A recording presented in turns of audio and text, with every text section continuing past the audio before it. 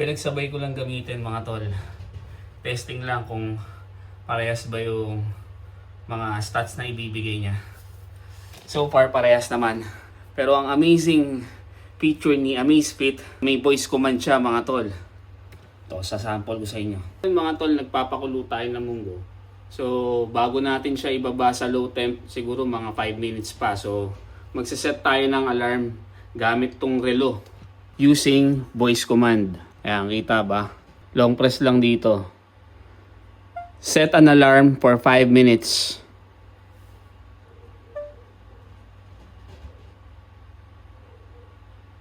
Done.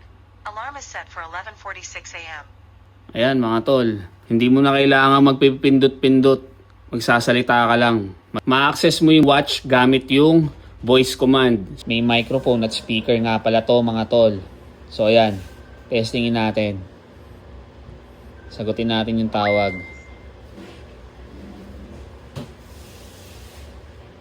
Hello? Hello? Nandito po ba? Ayan, naririnig nyo mga tol, di ba? So, hindi mo na kailangang ilabas yung cellphone mo, tol. Sa relo pa lang, pwede ka nang sumagot ng tawag. Sulit talaga siya para sa presyo niya. Kayang-kaya niyang sumabay sa mamahaling brands. Ito pa yung isang amazing feature niya mga tol. Oh.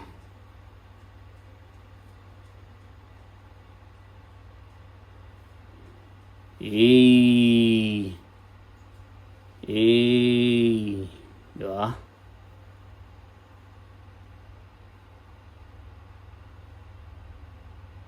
Hindi ko pa siya masyadong nakakalkal tol, pero marami na agad tayong nakikitang magagandang feature niya.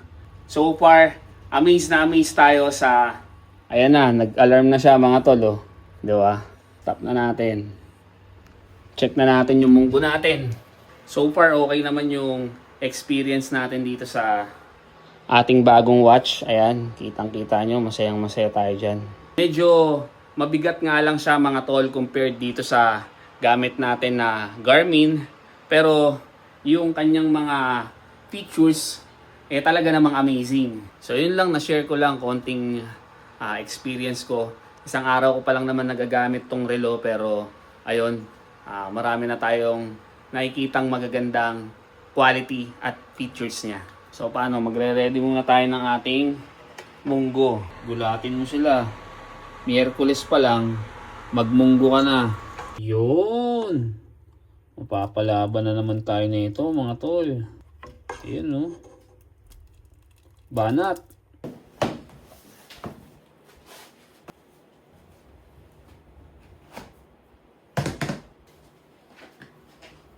Ito, libe-breakin na natin yung ating Flame 4 ng 361 kasabay ng ating Amazfit Active Premium 3. Banat! Yun mga tol, dito na nga pala tayo sa Forest Park. So, stretching tayo. Yun tol, tapos na tayo mag-stretching. Umpisa tayo ng workout natin. Outdoor running. Let's go. 1K. So far so good naman.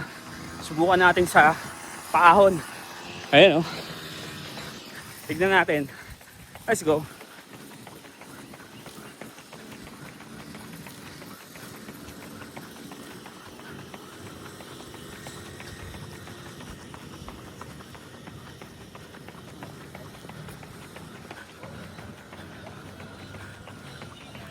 Kapit na kapit siya sa paa tol. Eto masasabi ko tol, kung first time mo magka-carbon plated shoes, mas okay nang subukan mo itong mga ganitong brand. Hindi naman nalalayo yung experience niya. Ayan, swapin naman kahit pababa. Pero affordable siya mga tol. Malayo yung diferensya niya sa mga leading brands. Yun, hindi nga pala tayo makaka-attend ng strength and conditioning ngayon sa Vertis North kasi nga eto, magta-tempora na tayo ngayon dito ng 10K. So, isinantabi muna natin yung strength and conditioning kasi napansin ko nung huling performance natin, kulang tayo ng speed. So, eto, isingat natin yung tempora natin. Stable din siya mga tol. Ayan, makikita mo palusong pero smooth na smooth lang naman. Maganda yung landing natin. So, goods na goods yung stability niya sa pababa. Palit lang tayo ng damit tol para hindi kayo manawa. Sa mga nagtatanong kung nagpo-post ba ako ng watch, ayan tol, tuloy-tuloy lang yan. Hindi na natin pinopost. Huwag na natin dayain yung sarili natin. Huwag mo na i-post. Okay lang yan. 5K, halfway, let's go! Pumunta natin yung shades natin. Huminto tayo ulit. Pero ayos lang yan. Kasama sa takbo natin yan. Nagpahinga naman tayo, so huwag na natin i-post. Kasama naman yun, nag-gain naman tayo doon. Nakinabang naman tayo sa pahinga na yun. So tara, last 3K, let's go.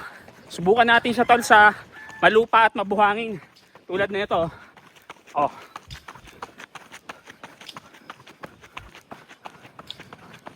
Okay naman. Makapit naman siya. Hindi naman tayo nadulas. 9K. Last one baby. Let's go. Yun. 10K. Tempo run done. Cool down tayo mga tol. Ang sarap.